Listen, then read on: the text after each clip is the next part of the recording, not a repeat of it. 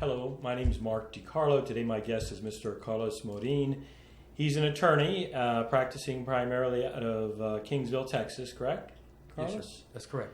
And I've known Carlos a few years, and he has some political philosophy. We want to discuss it with him. So what do you think about the Mr. Sanders, political, what some would say to be a political revolution against Hillary Clinton? I know you. We've talked before, and I think you are a Bernie Sanders supporter over Hillary Clinton. And by the time the show's there, it might all be in. But why do you favor Bernie Sanders over Hillary Clinton? Well, because Bernie Sanders is the most progressive candidate we've had since the New Deal, since Franklin Roosevelt, actually. And he's always being classified as a socialist, but he's really a social democrat. He's in the New Deal politics situation, right? And I think what he's trying to do is trying to have the... Let's just backtrack a little bit. Let's talk about Franklin Roosevelt. 1929, we went through a Great Depression. And it was very similar in that there was no bank regulation and so on. There was a lot of wild speculation that led to the collapse of the banks, that created a lot of poverty and crisis and a lot of misery in the American people. And so basically he was voted in, and I think it was probably his second term where he realized that there were, the country was in a crisis, and there was plenty of activist groups right now, socialist groups, and there was a lot of labor unions. The Wobblies in particular labor was very organized during those times, and there was other activist groups. And what they did was they were pressuring the Washington to do something, and they were organizing a lot because of the poverty, the extreme poverty, and the extreme urgency of the situation. So what he did was he came up with what's called the New Deal, and he called in a bunch of the rich bankers and told them, look, this is the deal. If you guys do not help me fund a New Deal, in other words, have the government provide, programs to put people back to work, we're going to have a lot of problems in this country, because these activist groups are becoming very active. And so he convinced them to do this. And so they did do this. They had to, so the taxes were raised by almost 70%, maybe even more, on corporations, because he was concerned about maintaining economic stability, because the old model, which used to be called laissez-faire economics, where basically there was deregulation like there is now, didn't work. It led to the aggrandizement of the rich, and it cratered the middle class, and you had a lot of poor people. Now, we're in a similar situation now, and that worked for a while, right? Because the government prevented a crisis, put people back to work. And at that time, you remember the CC camps, we had Social Security, and we had GI Bill, and we had other programs, and we built the infrastructure. We're putting people back to work. That brought us out of the crisis. Now, we're in a similar crisis now. And so what Bernie Sanders is saying now is that we need to do more of that now. Now, he's not saying that we are going to do away with free enterprise, but he thinks that we need more regulation because the banks are not being regulated. They're out of control. And so if the government does not do something to regulate these people and break up the monopolies, the corruption will continue. And what do I mean by corruption? Well, I mean, look at the campaigns. They're all financed by billionaires, and there's a lot of money in politics. And they're all more like, like celebrity, character-driven platforms. There's very little of the debates are being issued or argued. And so Bernie Sanders, unlike Hillary Clinton, all right, let's talk about her a little bit. I think she's more of a Wall Street candidate, because what people don't know about her is that after she was a state secretary and she stepped down during the Secretary of State. Secretary of State, correct. Yes, sir. After the end of the Obama first term, she went on she gave speeches for 90 different corporations. Some of the like Google and I think Apple, and there was a few other. Yes. giving lectures, and she got $100,000 per lecture, and that went into her private account. All right, so it was 90 of them. Okay, so what Bernie's critical of her because he doesn't think that that what we need is bank reform. And he doesn't think that Hillary's going to be able to do it because she's going to be compromised by all the money she's taking. And she's getting a lot of big money and Bernie Sanders is getting, most of the money he's raised is from $7,500 donations or less from individual voters. Now, let's get to the point of what we mean by revolution. So the revolution is not so much, it's a revolution in coming up with financing new candidates. And so the young people are very much interested and fired up behind Bernie Sanders because, what is he talking about? We need to have free college loans, or we need to lower the college loans so the students can more easily get a college education. He's talking about single-payer healthcare system, which would lower our costs. And that's controversial, but we can talk about that too, right? So he's saying the only way we can do this, by not taking big money, he then became in a position to challenge the banks, to break up the monopolies. And he's not taking big money. And so he feels that in order to have a revolution, we have to have another movement, a grass activist movement, to continue to pressure reform. Otherwise, Hillary nor Trump are going to do it because basically they're part of the status quo. They're with big money. And so they can say whatever they want. They are not going to do it. Obama made a lot of promises before 2008, before he took, the reins, and he really didn't do anything substantial to break up the banks or to hold them accountable, for the scandal and the meltdown that they caused, and the banks got bailed out, and then what did we hear? Well, they're too big to fail. In other words, we can't do anything about it because they're too powerful.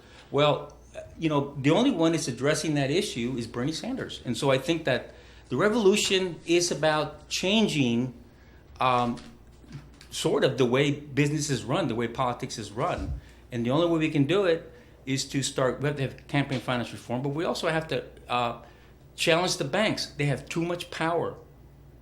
And the only one who's talking about that is Bernie Sanders. And if we don't do that, and I agree with Bernie on this, that it's going to be business as usual, and we're going to continue to go down this lesser of two evils situation. And every successive campaign is getting worse for the American people. Okay, I think we all know that. So, and he's the only one who's talking about, climate change as being a real issue. I think the Republicans are in denial about that, and it's a real issue. I mean, now we have extreme weather events, all year round. We all know that. On corporate media, they're called extreme weather events. The one word they will not use is climate change because that's suppose it's a political statement. But the reality is that I think it was Jim Hansen who worked for NASA in the 80s, came up, basically did warn Congress that we were going to have a problem with too much carbon dioxide in the planet, and they were heating up the planet, and it was turbocharging the atmosphere, so that we're having these hurricanes and these tornadoes and these extreme weather events because there's more energy in the atmosphere, right? And so, anyway, so there's a scientific basis for this. Now, Bernie accepts that, and even Obama's talking about it. And so what I'm saying is that's another issue we're already facing that. And I don't see the other two candidates seriously talking about that. The Republicans are in denial. They claim that, it's not going to happen. It's not real, whatever. So anyways, Bernie Sanders is the only one that's talking about those issues. And he's also critical of the Trans-Pacific Pact Agreement.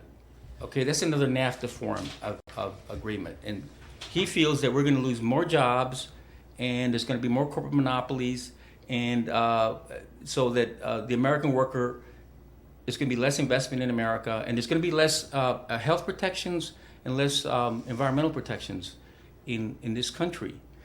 Like, it's going to be similar to NAFTA, only worse. So he's directly taking on these critical issues. And also, he thinks that our involvements in the Middle East and being overly aggressive and policing the world through our military is not a good idea, because it's leading to these conflicts in the Middle East. We've already, invaded Iraq. We busted up Iraq. We busted up Libya, and now we're on the verge of getting involved, possibly overthrowing Assad in Syria. And basically, when you create chaos, then you have all these extremist groups coming in, like ISIS and Al Qaeda and so on. And then you have chaos, and then there's no stability. So, he's talking about, I'm oversimplifying this, but in the thumbnail sketch of why I think he is a different candidate and what the revolution would be like, it would be addressing these issues, but it's going to have to be a grassroots movement. It can't be just, electoral politics every 2 years. And what he's done, and Obama did a little bit of this in '08, is he's attracted a lot of young voters, and he's getting a lot of contributions. He's come up with this strategy of raising funds with small amounts, and I think that he wants to continue that. So that would be the revolution, that more activist groups, more people get involved, and start to fund candidates who are going to talk about these progressive issues that I've been talking about, and challenge the big money. And eventually, hopefully, we can have a critical mass where we'll get a candidate and some congressmen up there who will challenge the big banks to reform them. I mean, break up these monopolies. And one more thing. There's another economist, his name is Paul Krugman. He's a Nobel Prize winner. And about 4 or 5 years ago, he came on and he was he said that we could solve this economic crisis basically by the government getting low interest loans, 2 or 3%, and like a New Deal, putting people back to work, building infrastructure, building the green economy, building the high-speed railway system, building new bridges, new roads, okay, and putting people, Americans, back to work, similar to the New Deal. And see, Bernie Sanders is for all this, and Krugman said that we could do it, but instead of these private banks borrowing the money and using casino gambling type of investments, the government would be using the money and investing in the infrastructure of America and employing Americans. And so Paul Krugman thinks that it's doable. The question is, do we have the political will to do it? And I believe that the problem is Wall Street has all the money, and they have all the lobbyists, not all of them, but the majority of them, and they're writing policy.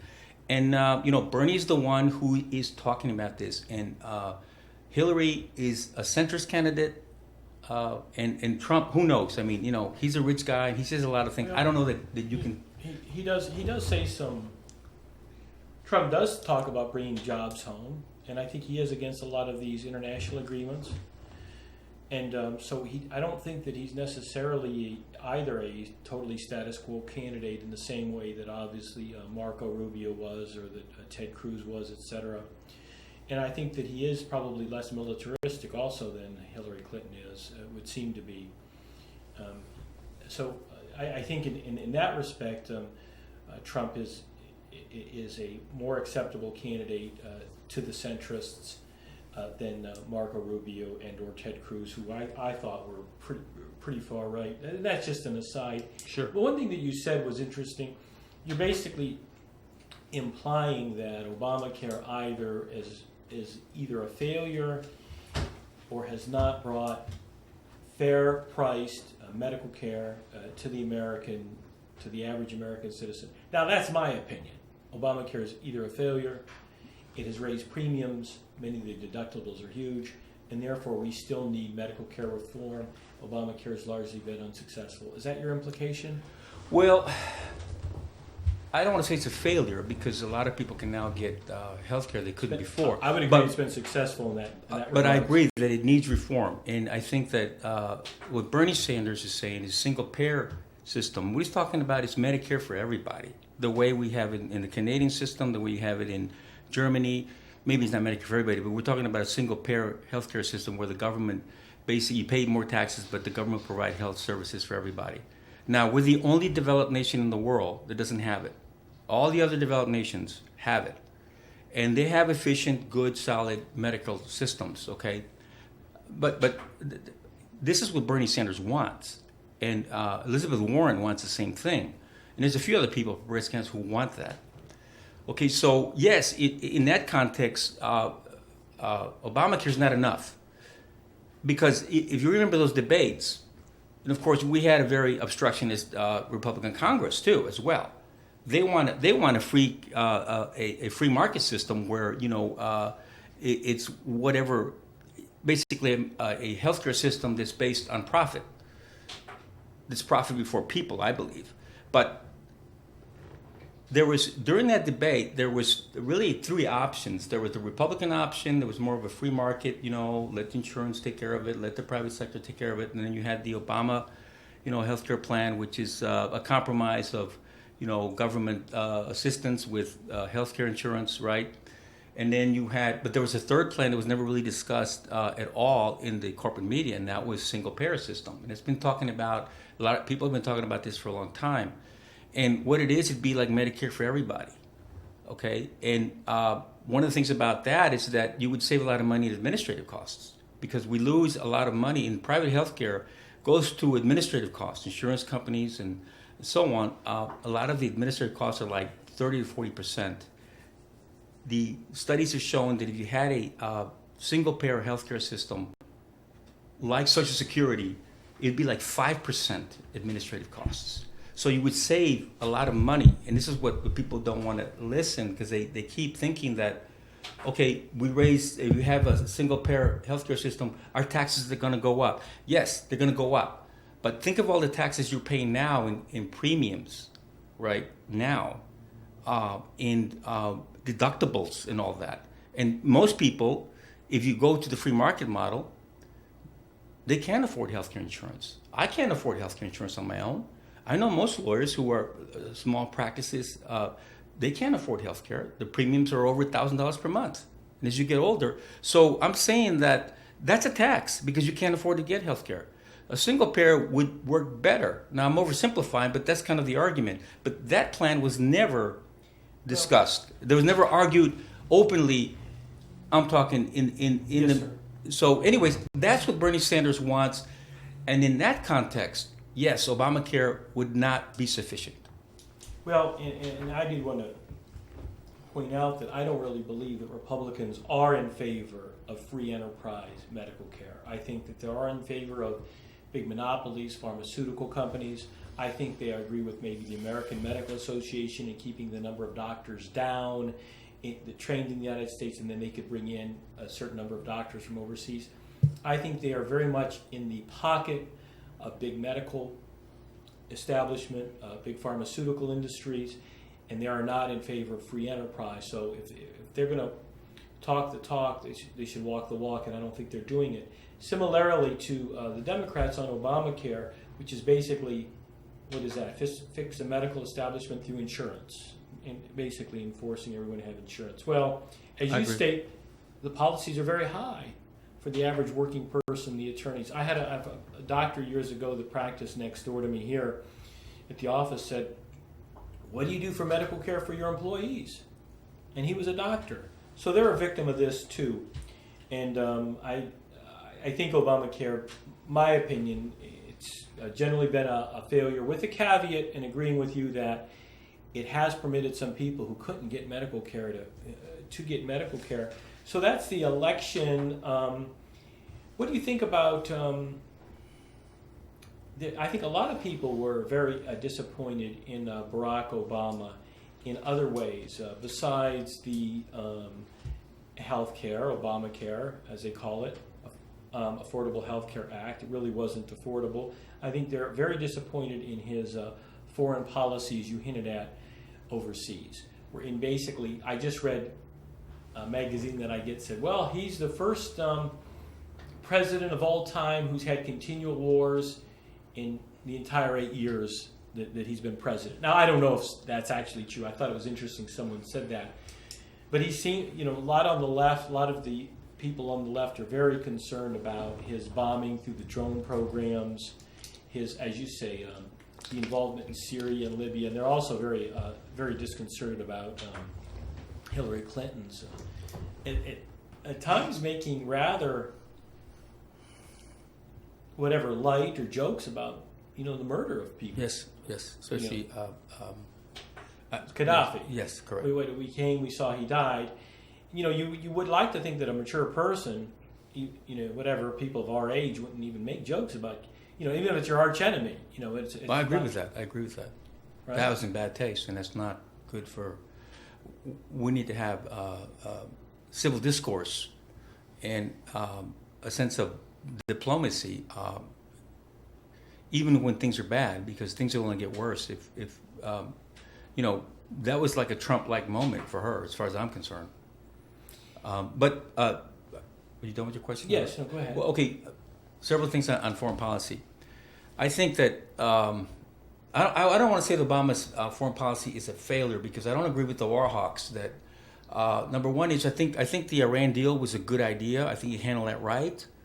I think opening up foreign relations with Cuba again is a good idea. Cuba, I don't believe was ever a threat to us. I think most reasonable people would say that was good. Those two, I think, have been good moves. I'm sorry. Yours or mine? Go ahead.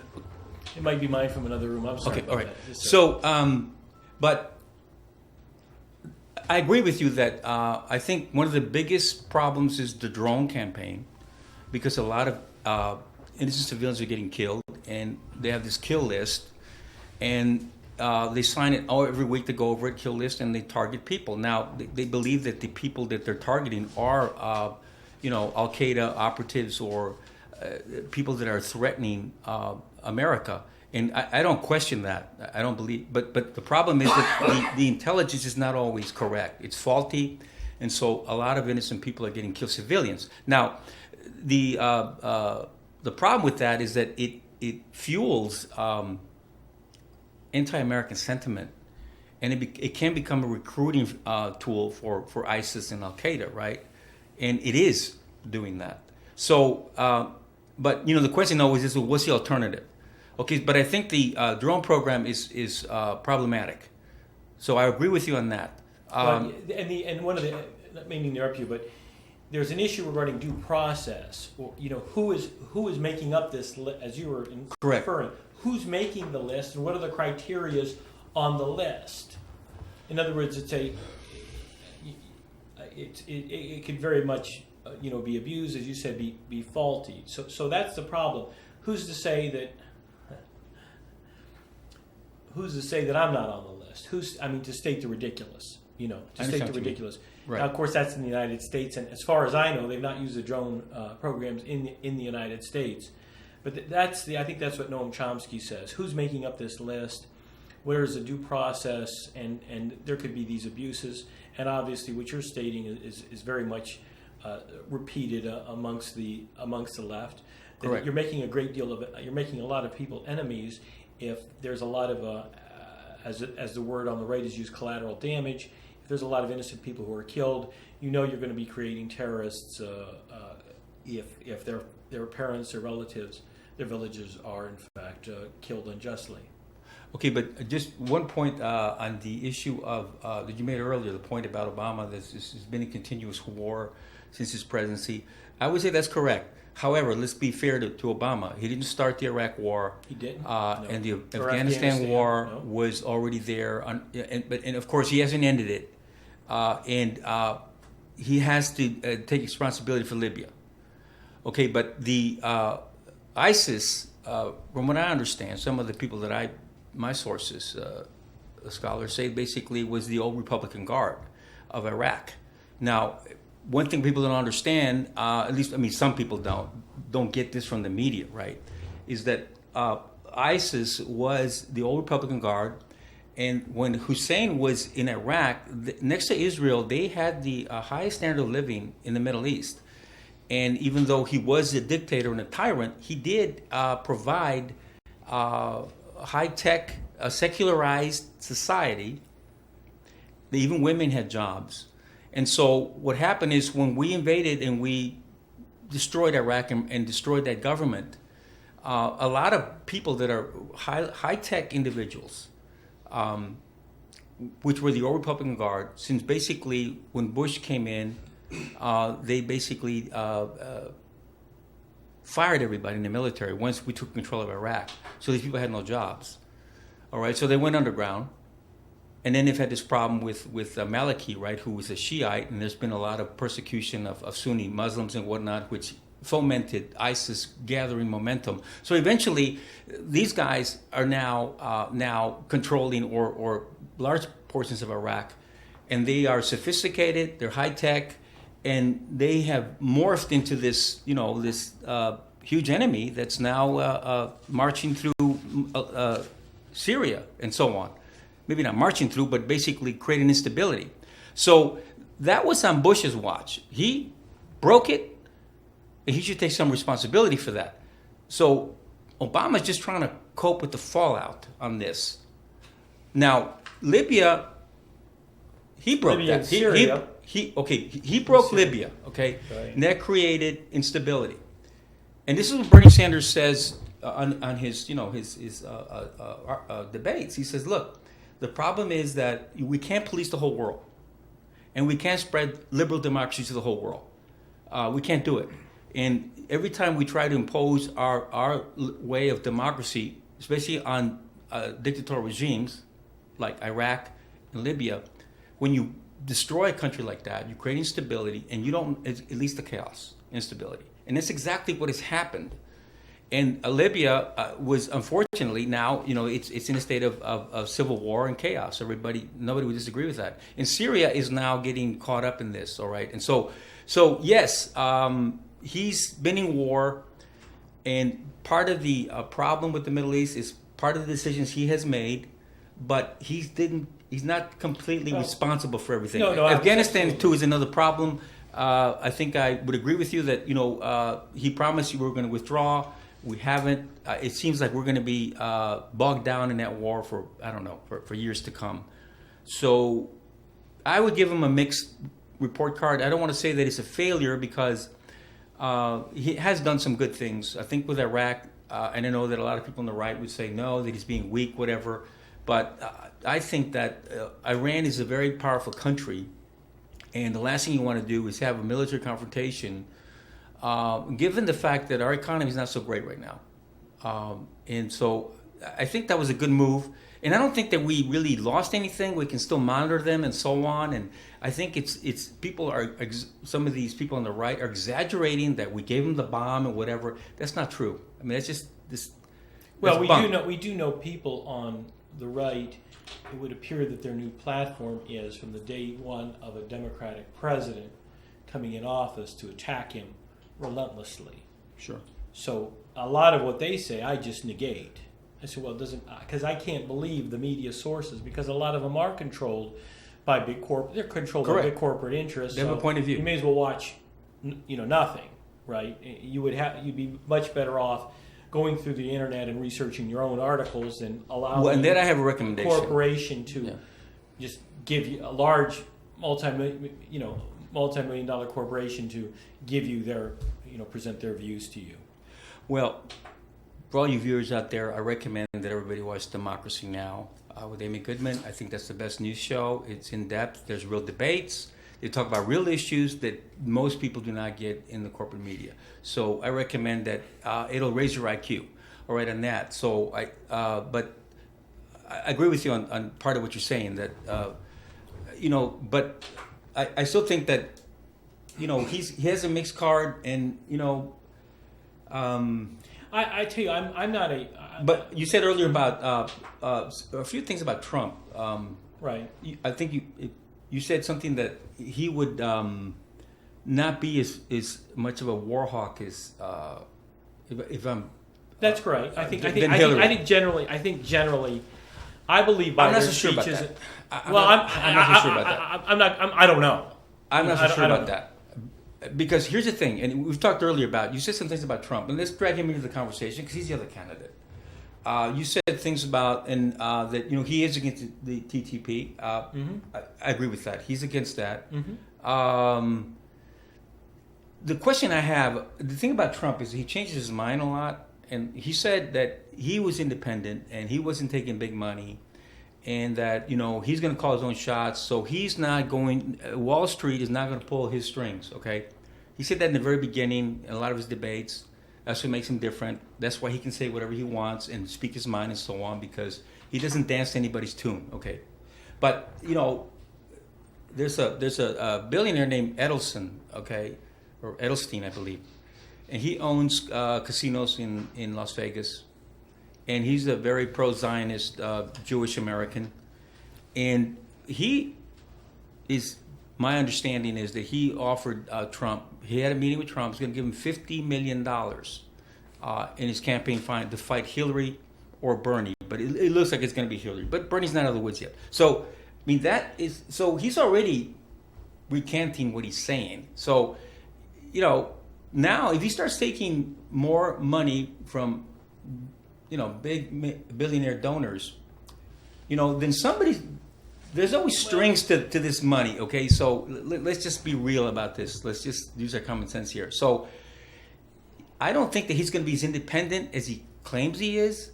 I think that he's going to be control more, and I do question some of the comments he's make. Maybe they're all theater, but he is making some very controversial comments about war and about the border and so on that I think are very extreme. And he's not back down on these things. So, that concerns me. Even some of the conservatives are concerned with some of his rhetoric. So, I don't know about, but I agree with you that Hillary is can be hawkish. Well, so I know many liberals and Democrats who will not vote for Hillary. And I think Trump, in all honesty, look, I'm bragging when I'm saying this. Sure. When I saw the first Republican debate, I saw Trump. I said, well, Trump won this. And he's going to win the nomination. And if he faces off against Hillary, he will win. And I still believe that. I know too many Democrats and liberals will not vote for Hillary because of her corporatism and because of her military stance. They just will not. So I think Trump is per se going to win now. And there's some recent polls that indicate that. I agree. Right. About the polls. Right. I don't agree that he's going to beat her, but I think. Well, I'm basing mine on anecdotal experience. The people that I know that would traditionally vote Democratic are, and then they're pulling this women's card. Well, it's because she's a woman. I don't believe that's the case about Hillary. I think that as Secretary of State, she was very militaristic. She has expressed militaristic views. She has, in fact, as you said, these. By the way, I didn't want to disagree with you, but those corporate speeches, many of them paid, I believe, way in excess of $100,000. Well, yeah, I was being conservative. Some of them were, I know for certain, as high as $250,000. That may be true. So she's a very questionable candidate. So we're talking about Trump, and then we're talking about Obama, and interestingly, I'm sorry. Go ahead. Just a comment on that concerning about that a lot of Democrats are going to go with Trump, and I don't know how true that is. And they may be true. There may be some people that are disappointed with Hillary, but I think the key is going to be as Bernie supporters, because here's the thing, that they will not automatically go with Hillary. For the reason being that Bernie Sanders has signed up a lot of new voters, a lot of young people now who would not vote at all, because it's kind of like Jim Hightower said, if you want a turnout, you have to turn on. You have to turn on these people to come out. And Bernie Sanders is turning on the young because he's giving them hope. And so those people are coming out to vote because of Bernie Sanders' his positions, his passionate commitment to what he's talking about. And I think he's sincere, and I think he's been consistent over the years. Now, the question is, the Democrats want to say, well, then, if he loses, then those votes should go to Hillary.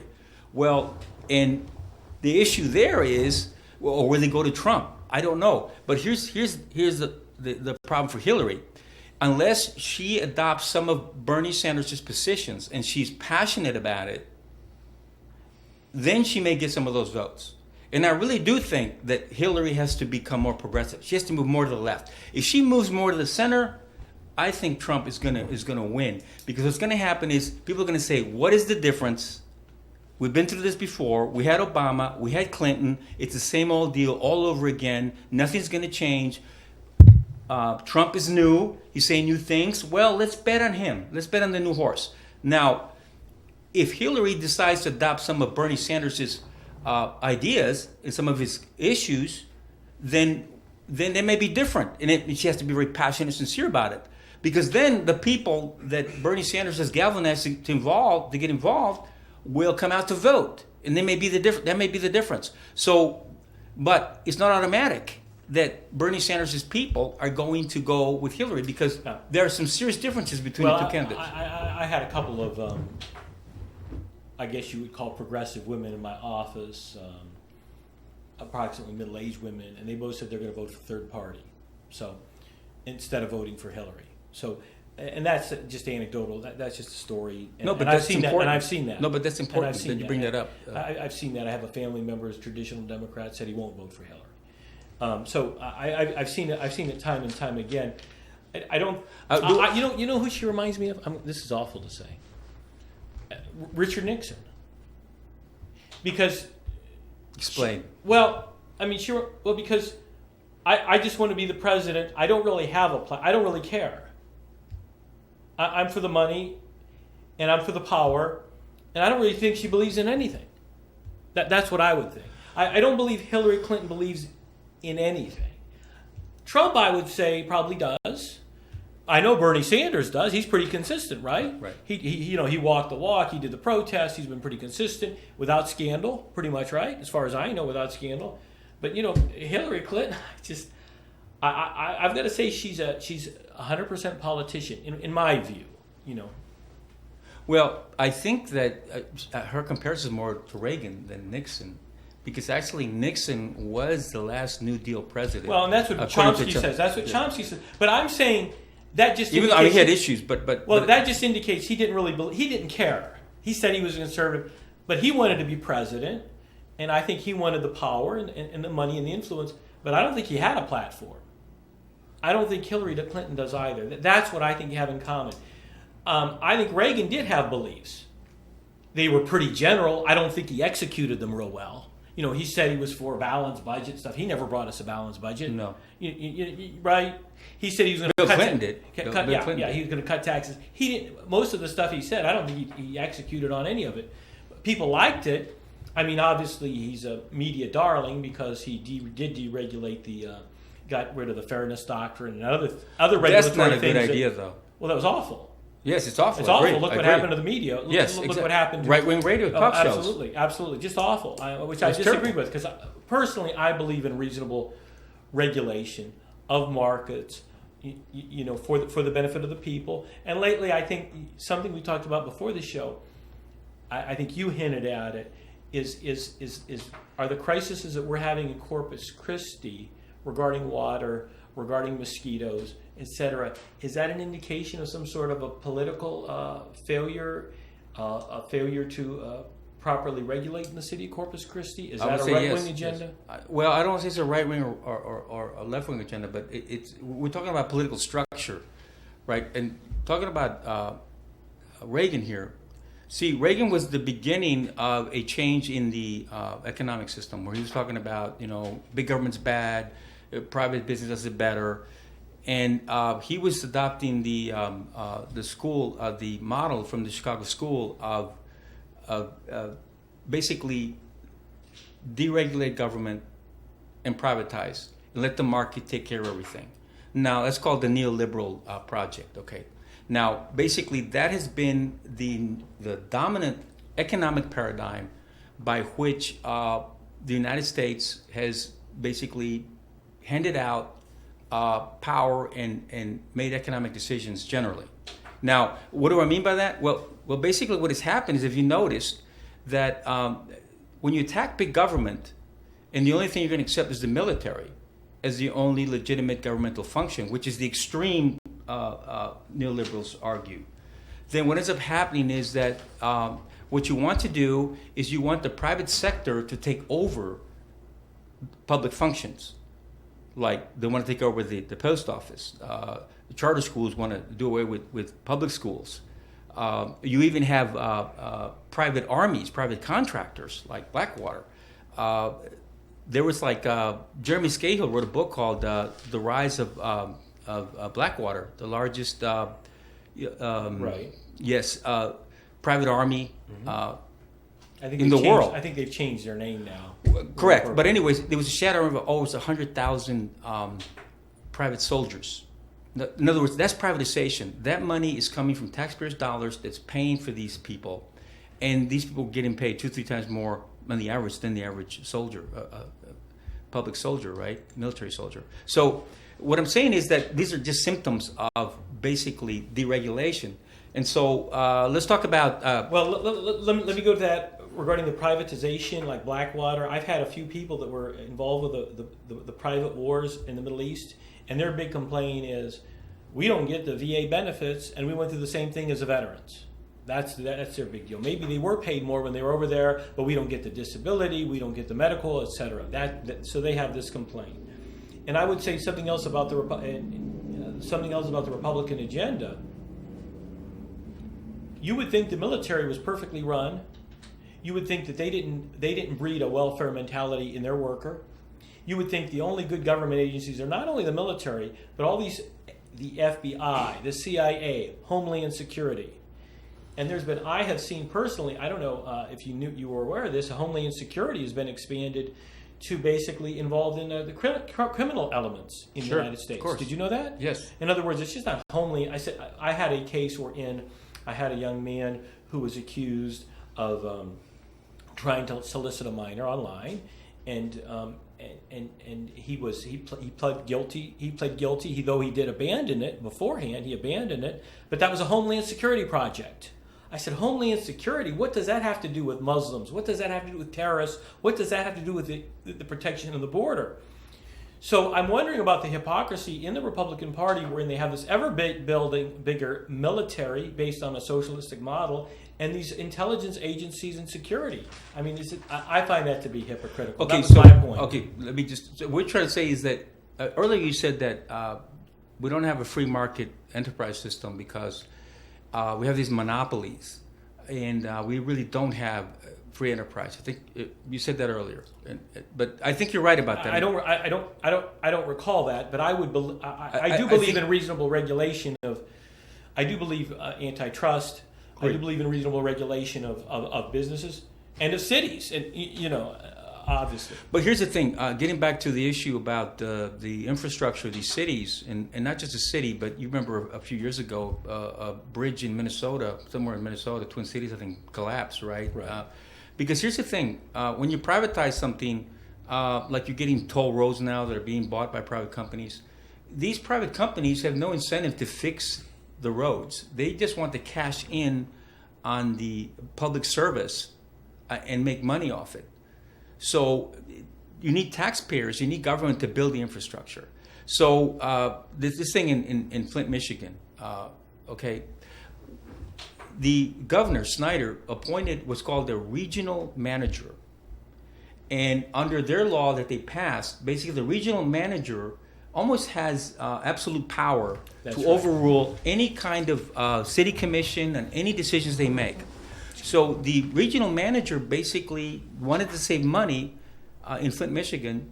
They were getting their money from Lake Michigan, and the regional manager basically wanted to save money, so he switched to the Flint River. And of course, I think Flint used to be a big industrial town, right? A lot of factories, a lot of industry there. So anyways, what ends up happening is by saving money, and here's the thing, a lot of the city governments, the city commissioners and people that represent Flint were opposed to this, but they got overruled dictatorially, I believe, right? Because it's not a democratic process when you're told that your city government, whatever your commissioners decide, is not going to matter. I decide what you're going to do, right? So they have this kind of a system.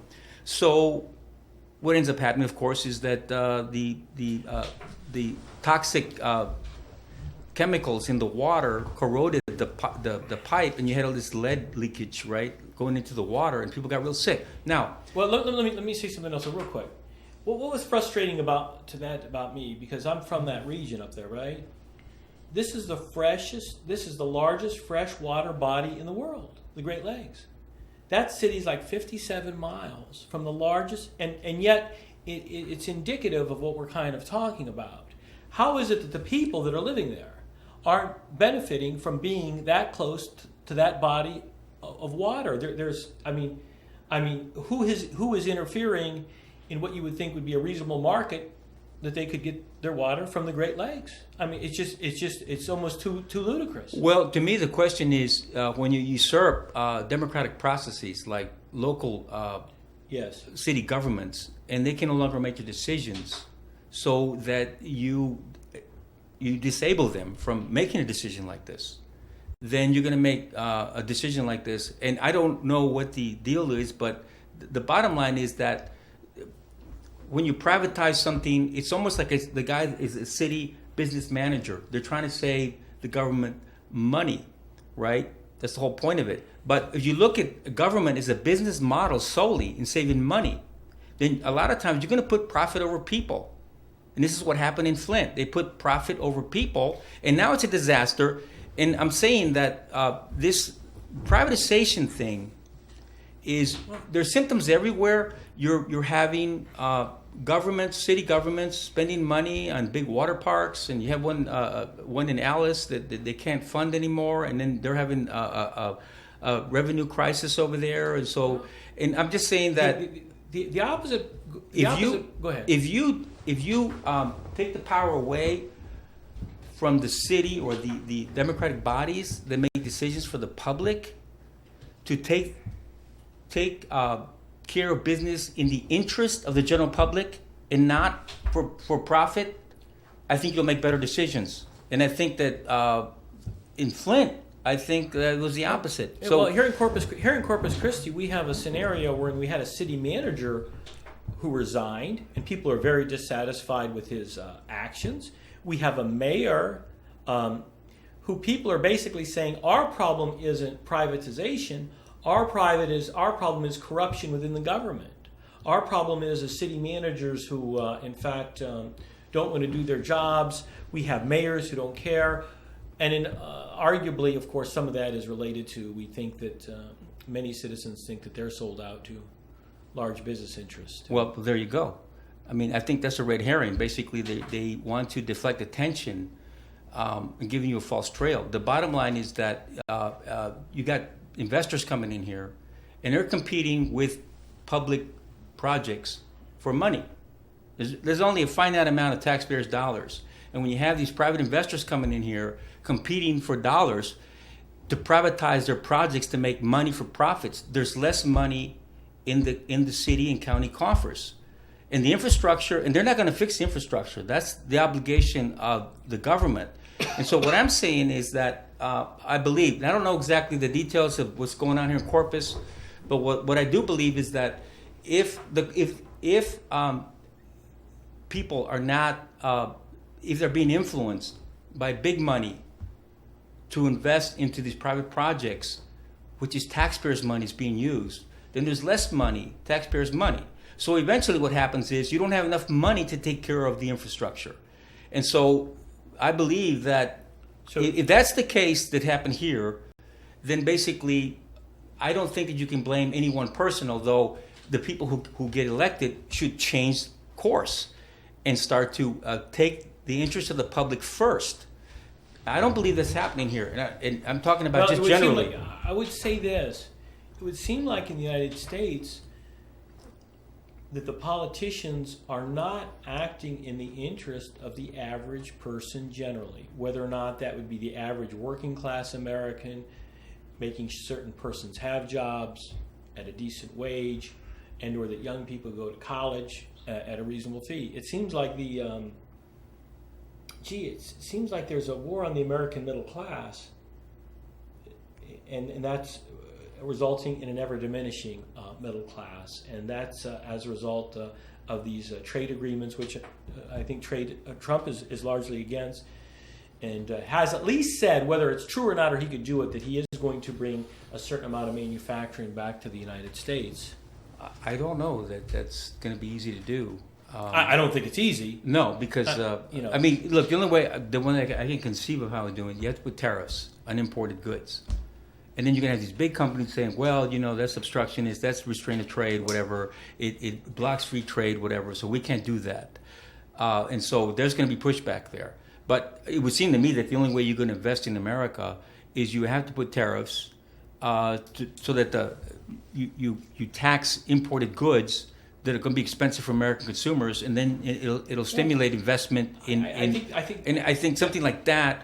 But I don't know that's going to happen though. Our international corporations, the complaint is they're being, in fact, like Apple and or Dell, et cetera, they're building all this stuff overseas, and then they're shipping it back, and that they're actually given economic incentives to build overseas, tax incentives, et cetera. Now, could that be taken care of without additional tariffs? I don't know either. Okay, I think here I think the flaw in the neoliberal model, and this is just really a theory, right? I mean, they're all theories. But what I'm saying is that their argument is that if you give the money to the private sector, they'll invest it, and then basically they'll invest it, trickle down, and you have more jobs. Everybody's familiar with that. Now these guys have been saying this for over 30 years, and America is just deteriorating economically, little by little. It's like osteoporosis. I think the man that came up with that theory said that it was under the Reagan administration. It was a Laffer or something. Laffer. Well, I mean, that's true. Kind of. But what it means is that they will invest the money and they will create more jobs and everybody benefit. But here's the thing: is the banks got all this money. They got bailed out in '08, trillions of dollars actually, and have they invested in America? Have they created more jobs? And what incentive do they have? If there's no consequence, nobody goes to jail, there's no restrictions, no regulations. And Obama was for those bailouts. What incentive are they going to have to invest in America? Just to give you an example, there's just recently the CEO of McDonald's. There's people that are striking for $15 minimum wage, right, in certain McDonald's across the country. And what he said was, you know what we're going to do is we're going to come up with robotic technology, and it's going to be cheaper. We're not going to need these people anymore. Okay, now.